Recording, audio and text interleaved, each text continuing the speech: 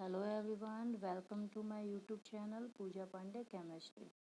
आज के इस वाले वीडियो में सबसे इजी ट्रिक मैं आपके साथ शेयर करने वाली हूँ कि हम लोग कोई से भी केमिकल रिएक्शन को या उसकी इक्वेशन को कैसे हम लोग राइट कर सकते हैं, कैसे उसको बैलेंस करेंगे या फिर कैसे हम लोग उसको उसके सेंटेंस से उसके इक्वेशंस कैसे बना सकते हैं, इसके बारे में डिस्कशन करने वाले हैं।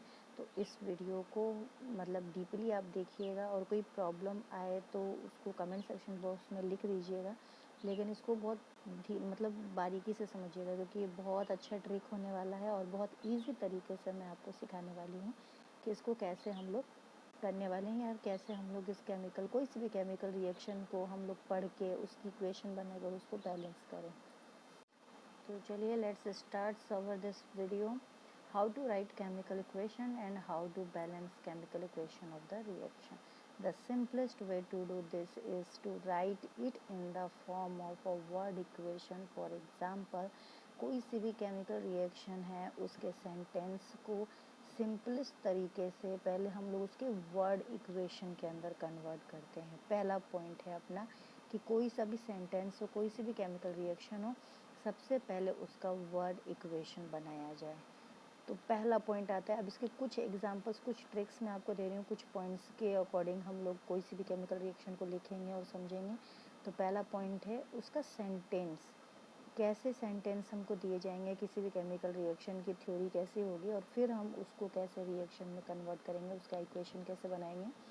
वैन, जैसे हमारे पास एक सेंटेंस है, when magnesium ribbon burn it's convert in the white powder substance. सबसे पहली बात है कि किसी भी चीज़ को बर्न किया जाता है। बर्न बिना ऑक्सीजन के तो बर्न होगा ही नहीं, किसी भी चीज़ को जलाने के लिए ऑक्सीजन की ज़रूर पड़ेगी। तो जहाँ भी आपको बर्न सेंटेंस मिल जाएगा इसका मतलब कि वहाँ पर ऑक्सीजन से रिएक्शन करवाना है।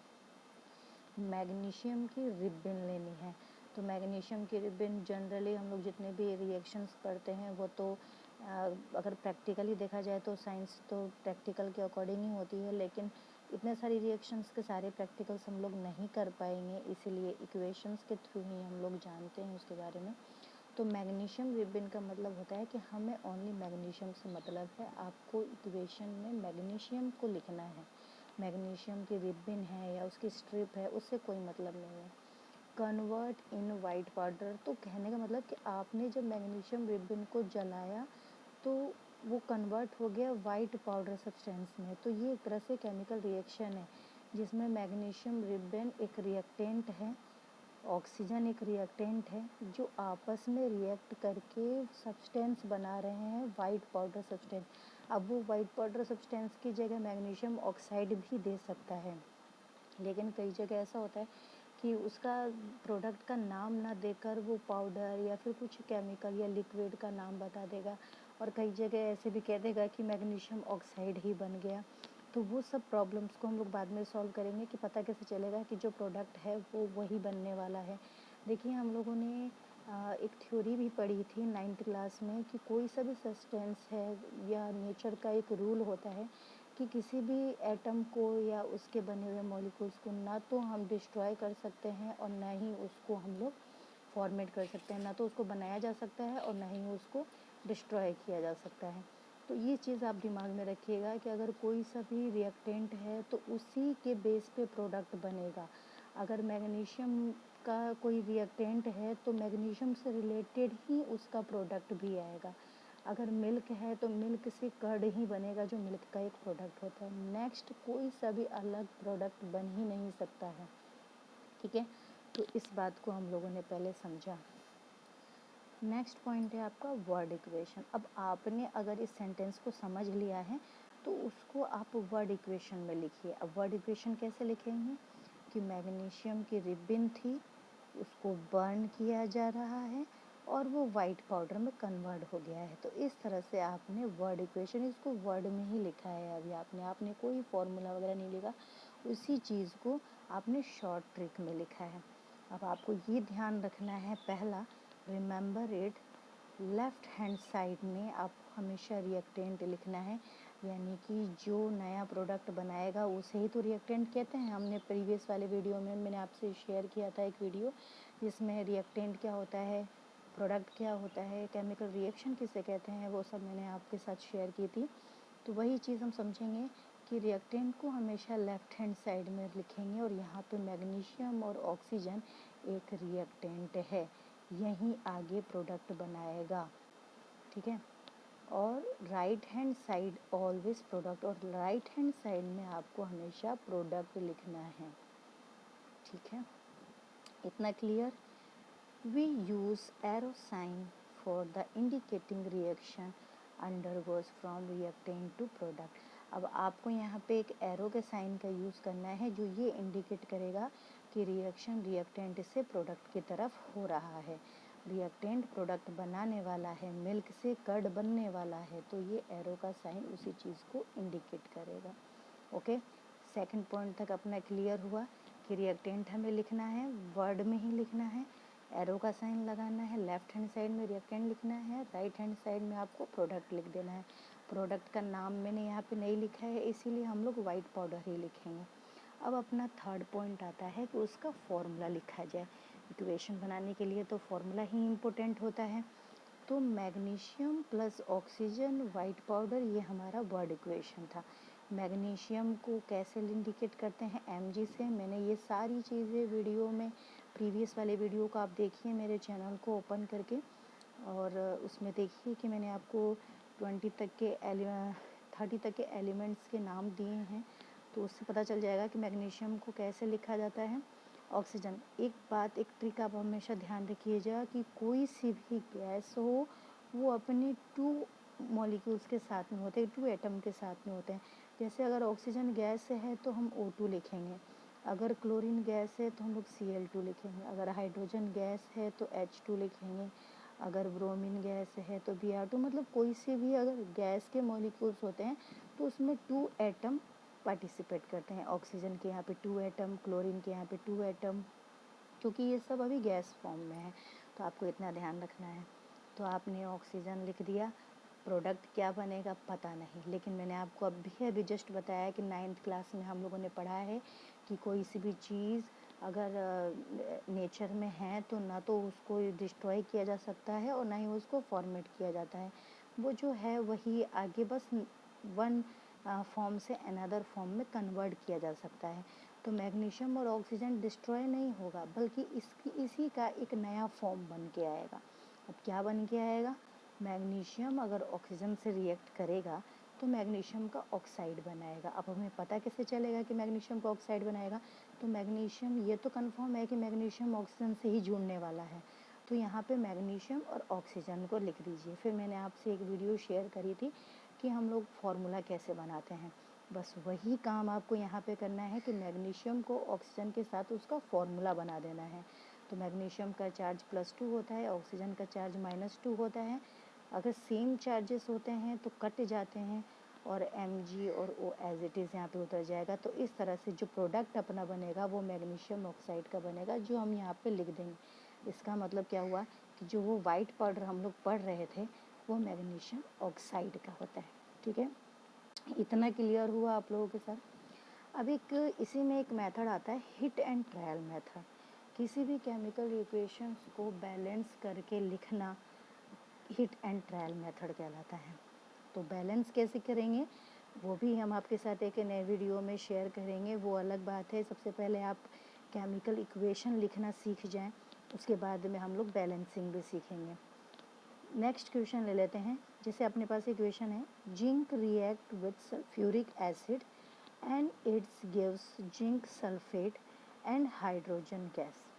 रिएक्शंस पहले ध्यान से हम समझेंगे। सेंटेंस क्या है, zinc react with sulphuric acid. Zinc अगर सल्फ्यूरिक एसिड से रिएक्ट करेगा, गिव्स जिंक सल्फेट, तो वो जिंक सल्फेट हमें देगा और हाइड्रोजन गैस देगा। तो जिंक सल्फेट रिएक्शन में बन रहा है, इसका मतलब जिंक सल्फेट हो गया अपना प्रोडक्ट, और जिंक रिएक्ट कर रहा है सल्फ्यूरिक एसिड से, इसका मतलब ये दोनों हो गए हमारे रिएक्टेंट। तो पहला पॉइंट अपना आता है वर्ड इक्वेशन बनाना। तो हम लोग पहले वर्ड इक्वेशन बनाएंगे। हमें पता चल गया है कि कौन रिएक्टेंट है और कौन प्रोडक्ट है। तो जिंक प्लस सल्फ्यूरिक एसिड, क्योंकि ये रिएक्ट करने वाले हैं तो रिएक्ट करेंगे तो इनको प्लस के साइन के साथ इनको रिएक्टेंट वाले पोजीशन में लिख देंगे। और जिंक सल्फेट बन रहा है, तो हम इसको प्रोडक्ट वाले साइड में दोनों को लिख देंगे। अब अपना पहला पॉइंट क्लियर हो गया, वर्ड इक्वेशन लिख लिया। अब हम लोग फॉर्मूला इक्वेशन लिखेंगे। अब इन्हीं का फॉर्मूला लिख देंगे। जिंक को मैंने आपको बताया है कि Zn से लिखा जाता है। सल्फ्यूरिक एसिड का फॉर्मूला होता है H2SO4। मैंने एक शॉर्ट वीडियो भी बना के डाला हुआ है जिसमें कुछ केमिकल इक्वेशन, कुछ केमिकल फार्मूलाज मैंने आपके साथ शेयर किए हैं। बहुत सारे एसिड भी हैं और जनरली जो हमें पता होनी चाहिए, फार्मूला हमको याद होने चाहिए, वो फार्मूला मैंने शेयर किया है, आप लोग देख लीजिएगा। तो जिंक और सल्फ्यूरिक एसिड को H2SO4 कहेंगे। अब एक बात ध्यान रखिए, एक तो इसके दो तरीके होते हैं। पहला तरीका तो ये है कि यहाँ पे पहले से ही गिवन है कि प्रोडक्ट में ये बनने वाला है, तो आप एज इट इज़ उसका फॉर्मूला बना के लिख दो। एक तो ट्रिक ये है भाई, हाइड्रोजन गैस है तो अभी मैंने आपको बताया कि अगर गैस होगा तो 2 लगा दो, हाइड्रोजन गैस हो गया। और ये जिंक सल्फेट है तो जिंक का और सल्फेट का फॉर्मूला लिख दो, जैसे मैंने यहाँ पे बताया जिंक और सल्फेट को SO4 लिखते हैं। इसका चार्ज +2, इसका चार्ज -2, सेम चार्ज होते हैं तो क्रॉस हो जाते हैं, और Zn और SO4 एज इट इज़ उतरा तो जिंक सल्फेट का फॉर्मूला हो गया। तो मैंने यहाँ पे जिंक सल्फेट लिख दिया। एक तरीका तो ये हुआ कि जो दिया हुआ है बस उसी का फॉर्मूला लिख दो, काम हो गया। दूसरा फॉर्मूला क्या है कि कोई भी एलिमेंट, जब कोई भी कंपाउंड जब बनता है तो उसमें हमेशा एक पॉजिटिव और एक नेगेटिव कंपाउंड होते हैं या एलिमेंट होते हैं। अब जैसे कि जिंक है तो जिंक यहाँ पे अकेला है तो ये पॉजिटिव हो जाएगा। यहाँ पे सल्फ्यूरिक एसिड में हाइड्रोजन भी है और सल्फेट है, तो पीछे वाला हमेशा नेगेटिव चार्ज का होता है और आगे वाला एलिमेंट हमेशा पॉजिटिव चार्ज का होता है। एक पॉजिटिव और एक नेगेटिव आपस में अट्रैक्ट करके ही कंपाउंड बनाते हैं। ऐसे ही जिंक सल्फेट में भी आगे वाला पॉजिटिव, पीछे वाला नेगेटिव, और ये हाइड्रोजन अपने आप में ही एक गैस फॉर्म में है तो अभी ये न्यूट्रल है, इसमें कोई चार्जेस नहीं है। तो एक पॉजिटिव वाला हमेशा एक नेगेटिव को ही अट्रैक्ट करता है। तो जब जिंक सल्फ्यूरिक एसिड से रिएक्ट करेगा तो ये नेगेटिव चार्ज को अट्रैक्ट करके जिंक सल्फेट में कन्वर्ट हो जाएगा, और ये जो हाइड्रोजन गैस अकेला बचा वो गैस के फॉर्म में बाहर निकल जाएगा। तो इस तरह से दो ट्रिक मैंने आपको बताई कि अगर मान लीजिए कभी कभी इक्वेशंस में यहाँ पे क्वेश्चन मार्क दे देगा कि बताओ प्रोडक्ट क्या बनेगा, तो आप इस ट्रिक से भी कर सकते हैं कि प्लस है माइनस है तो प्लस वाला माइनस को अट्रैक्ट करके ZnSO4 जिंक सल्फेट बना देगा, और ये जो हाइड्रोजन बचा, अब इसके पास तो कोई नेगेटिव था नहीं कि ये इसके साथ जुड़ जाए, तो इसीलिए ये गैस बन के बाहर निकल जाएगा। दूसरा एक एग्जाम्पल और लेते हैं। जैसे इसने कहा कि barium chloride react with aluminium sulphate to give aluminium chloride. Barium chloride अगर एल्यूमिनियम सल्फेट से रिएक्शन करता है तो एल्यूमिनियम क्लोराइड बना देता है। तो इसका मतलब एल्यूमिनियम क्लोराइड हो गया अपना प्रोडक्ट, जिसको हम लोग राइट हैंड साइड में रखने वाले हैं। बेरियम क्लोराइड और एल्यूमिनियम सल्फेट ये दोनों आपस में रिएक्ट कर रहे हैं, इसका मतलब ये रिएक्टेंट वाले कॉलम में लिखा जाएगा, यानी कि लेफ्ट हैंड साइड। तो सबसे पहले हमारा पॉइंट है वर्ड इक्वेशन बनाना। हम लोग वर्ड इक्वेशन बनाएंगे। तो barium chloride plus aluminium sulphate, arrow का साइन इंडिकेट कर रहा है कि रिएक्टेंट से प्रोडक्ट की तरफ हम लोग बढ़ रहे हैं। एल्यूमिनियम क्लोराइड इसने दिया है, जैसा इक्वेशन में था हमने बस उसका उसी का वर्ड इक्वेशन बना दी। यहाँ तक क्लियर हुआ पॉइंट। अब अपना सेकंड पॉइंट, जैसे हम लोग जानते हैं फॉर्मूला राइटिंग, तो पहले हम लोग फॉर्मूला बना देंगे। बेरियम और क्लोराइड, बेरियम को Ba से इंडिकेट किया जाता है और क्लोराइड को Cl से। तो सबसे पहले हम यहाँ पे देखते हैं, बेरियम और Cl लिख दिया। बेरियम को +2 से, Cl को -1 उसका चार्ज होता है। अब यहाँ पे अनलाइक चार्जेस है तो यहाँ पे क्रॉस मल्टीप्लिकेशन हो जाएगा। Ba 1 से क्रॉस होगा तो Ba मल्टीप्लाई होगा तो Ba लिखा जाएगा, Cl 2 से मल्टीप्लाई हो जाएगा तो Cl2 आ जाएगा। तो इस तरह से बेरियम क्लोराइड का फॉर्मूला बन जाएगा BaCl2। तो यहाँ पे हम लोग लिख देंगे BaCl2 प्लस एल्यूमिनियम सल्फेट का फॉर्मूला लिखना है, तो यहाँ पे एल्यूमिनियम और यहाँ पे सल्फेट SO4। एल्यूमिनियम का चार्ज +3 होता है, सल्फेट का चार्ज -2 होता है, अनलाइक है इसीलिए क्रॉस मल्टीप्लिकेशन हो जाएगा। 2 एल्यूमिनियम से जाएगा मल्टीप्लाई होगा तो Al2, और SO4 3 से होगा तो SO4 का होल था। अब कई बच्चे क्या करते हैं कि कंफ्यूज हो जाते हैं कि आपने यहाँ पे ब्रैकेट क्यों लगाया। तो ब्रैकेट इसीलिए लगाया क्योंकि यहाँ पे SO4 जो है वो मल्टी एटमिक एक तो कंपाउंड है कि उसमें बहुत सारे एटम हैं, दूसरी बात कि जब आप यहाँ पे एरो का साइन नहीं लगाएंगे, अगर ये ब्रैकेट नहीं लगाएंगे तो इसका मतलब आप ऐसे लिखेंगे तो ये 43 जैसा हो जाएगा, जो कि गलत हो जाएगा। इसीलिए हमें यहाँ पे मल्टी एटम्स के लिए यहाँ पे ब्रैकेट लगाते हैं। तो ब्रैकेट लगा के यहाँ पे 3 लिख देंगे ताकि 3 इस पूरे एटम से मल्टीप्लाई हो रहा है। तो इस तरह से एल्यूमिनियम सल्फेट का फॉर्मूला हो जाएगा Al2SO4 का होल थ्राइस। वो हमने यहाँ पे लिख दिया। अब यहाँ पे एरो था तो एरो लगा दिया। एल्यूमिनियम क्लोराइड का फॉर्मूला लिखना है तो यहाँ पे फिर से हम लोग एल्यूमिनियम और क्लोराइड लिख देंगे। एल्यूमिनियम का चार्ज +3, क्लोराइड का -1, क्रॉस मल्टीप्लिकेशन Al 1 से मल्टीप्लाई होगा तो Al और Cl3 से मल्टीप्लाई हो जाएगा तो Cl3। इस तरह से एल्यूमिनियम क्लोराइड बन गया।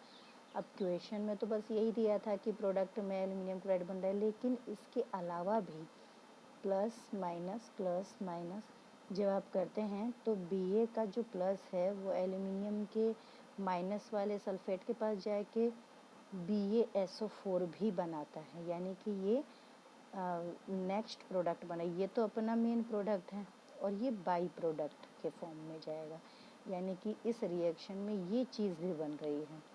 और ये एल्यूमिनियम का प्लस इसके Cl- के साथ चला जाएगा तो ये एल्यूमिनियम क्लोराइड बना ही रहा है। एक बार और ध्यान रखना कि इस वीडियो में मैंने जो रिएक्टेंट के नीचे मैंने नाम नहीं लिखा है, लेकिन आप लोगों को एग्जामिनेशन हॉल में लिखना है। बेरियम सल्फेट लिखना है, एल्यूमिनियम क्लोराइड यहाँ लिखना है, बेरियम क्लोराइड, एल्यूमिनियम सल्फेट, ये सब आपको लिखना होना चाहिए।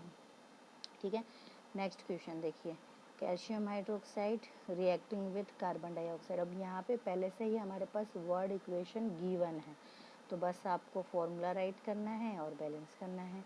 तो calcium hydroxide plus carbon dioxide और यहाँ पे कैल्शियम कार्बोनेट बन रहा है। सबसे ईजी है, कैल्शियम हाइड्रोक्साइड का फॉर्मूला लिख दीजिए। कैसे लिखेंगे देखिए, यहाँ पे कैल्शियम और हाइड्रोक्साइड, इसका चार्ज +2 और हाइड्रोक्साइड का -1, अनलाइक है, क्रॉस मल्टीप्लिकेशन हो जाएगा। कैल्शियम 1 से मल्टीप्लाई होगा कैल्शियम, OH का यहाँ पे होल ट्वाइस हो जाएगा। इस तरह से ये कैल्शियम हाइड्रोक्साइड हो जाएगा। तो आपने लिख दिया इसकी जगह। कार्बन डाइऑक्साइड का फॉर्मूला तो हमको पता है ही, CO2 होता है। अब यहाँ पे कैल्शियम कार्बोनेट का फॉर्मूला लिखना है, तो कैल्शियम और कार्बोनेट, कैल्शियम का +2 इसका -2, सेम चार्जेस हैं तो क्रॉस हो जाते हैं, जो जैसा है वैसे उतर जाएगा। तो CaCO3 कैल्शियम कार्बोनेट का हो जाएगा फॉर्मूला। तो आपने यहाँ पे लिख दिया। अब जब आपने ये रिएक्शन लिखा तो आप ध्यान से देखिए, यहाँ पे बाई प्रोडक्ट भी कुछ बनेगा। यहाँ पे क्वेश्चन मार्क दिया है कि बाई प्रोडक्ट क्या बनेगा। तो जब आपने फॉर्मूला लिखा तो आप इसको देखिए कि OH का जो होल ट्वाइस है उसको हम लोग ऐसे भी तो लिख सकते हैं। OH का होल ट्वाइस का मतलब कि OH यहाँ पे 2 हैं, तो मैंने यहाँ पे OH को 2 टाइम में लिख दिया। अब यहाँ पे कैल्शियम कार्बोनेट बनाना है तो कार्बन डाइऑक्साइड, कैल्शियम, एक ऑक्सीजन इसमें कम पड़ रहा है तो ये ऑक्सीजन इसके साथ जाके इसके साथ मिलके CaCO3 बना देगा। और यहाँ का जो H और OH है ये दोनों मिलके वाटर बना देंगे, जो बाई प्रोडक्ट में निकल जाएगा बाहर। ठीक है, तो बाई प्रोडक्ट यहाँ पे वाटर हो जाएगा। नेक्स्ट है कॉम्बिनेशन रिएक्शन, जो मैंने आपको पहले बताया है। तो उसमें भी कैसे बनेगा, जैसे कि एक रिएक्शन थी, कैल्शियम ऑक्साइड को पानी के साथ में रिएक्ट करवा दीजिए तो कैल्शियम हाइड्रोक्साइड बन जाएगा। तो उसमें भी यही है, पानी हमेशा 2 पार्ट्स में टूटता है, H+ में और OH- में। तो ये प्लस वाला इस माइनस को अट्रैक्ट करेगा तो ये भी OH हो जाएगा और ये भी OH हो जाएगा। तो ये दोनों मिलके कैल्शियम का हाइड्रोक्साइड का होल ट्वाइस बना देंगे, क्योंकि OH यहाँ पे 2 हो जाएगा तो ये होल ट्वाइस हो जाएगा। और प्लस यहाँ पे एनर्जी बाहर निकल रही है। बर्निंग ऑफ नेचुरल गैस भी मैंने आपको पढ़ाया था, जिसमें मेथेन को बर्न किया जा रहा है ऑक्सीजन की प्रेजेंस में। तो हाइड्रोजन ऑक्सीजन के साथ मिलके वाटर मॉलिक्यूल्स बना लेगा और कार्बन ऑक्सीजन के साथ मिलके कार्बन डाइऑक्साइड बना लेगा। डिकम्पोजिशन रिएक्शन, जिसमें रिएक्टेंट टूटते हैं हीट से, तो उसके अंदर भी देखिए SO4 जिस भी कंपाउंड के नीचे यहाँ पे 4 या 3 होते हैं तो उनको इस तरह से तोड़ा जाता है। देखिए ध्यान से समझिए, जैसे अगर CO3 को हमें तोड़ना हो तो हम लोग ऐसे तोड़ सकते हैं, CO2 एंड O। ऐसे ही SO4 को अगर हमें तोड़ना हो तो इसको हम 2 पार्ट्स में तोड़ सकते हैं, SO3 में और O में। तो ये वाले जो होते हैं वो गैस बन के बाहर निकल जाते हैं, और ये जो ऑक्सीजन होता है वो नेक्स्ट कंपाउंड के साथ रिएक्ट कर लेता है। तो ऐसे ही SO4 था, हमने 2 पार्ट्स में तोड़ दिया, SO3 में और O में, दोनों मिला के SO4 हो ही जाएगा। ये गैस बन के बाहर निकल जाएगा, ये ऑक्सीजन के साथ में रिएक्ट करके Fe2O3। अब ये Fe2O3 कैसे बनेगा, इसका यहाँ से हम देखेंगे। Fe अगर ऑक्सीजन से रिएक्ट करेगा तो Fe का चार्ज +3, इसका -2, क्रॉस मल्टीप्लिकेशन हो जाएगा, Fe2 से मल्टीप्लाई होकर Fe2, ऑक्सीजन 3 से मल्टीप्लाई होकर O3। इस तरह से फेरिक ऑक्साइड हो जाएगा। अब नेक्स्ट आता है आपका, ऐसे ही ये वाला भी है, CaCO3। मैंने अभी जस्ट आपको बताया, कार्बन डाइऑक्साइड बाहर निकल जाएगा, ये उसके साथ रिएक्ट करके CaO बन जाएगा। CaO कैसे बना, कैल्शियम ऑक्साइड, Ca का +2, ऑक्साइड का -2, सेम चार्जेस कट जाते हैं, CaO एज इट इज़ आ जाए कैल्शियम ऑक्साइड। डिस्प्लेसमेंट रिएक्शन में जब फेरस कॉपर सल्फेट के साथ रिएक्शन करता है तो वही प्लस माइनस, प्लस वाला माइनस के साथ जाएगा, FeSO4 फेरस सल्फेट बन जाएगा और कॉपर एज इट इज़ बाहर निकल जाएगा। फेरस सल्फेट का formula Fe+2 sulphate -2, same charges होते हैं, कट पिट जाएंगे, और यहाँ पे जो बचेगा उसको एज इट इज़ लिख दिया जाएगा। इस तरह से हम लोग एक सेंटेंस से वर्ड इक्वेशन बना के उसका फॉर्मूला लिख के किसी भी केमिकल इक्वेशन को लिख और समझ सकते हैं। अगर वीडियो पसंद आया होगा तो लाइक, सब्सक्राइब और शेयर कर दीजिएगा। Thank you.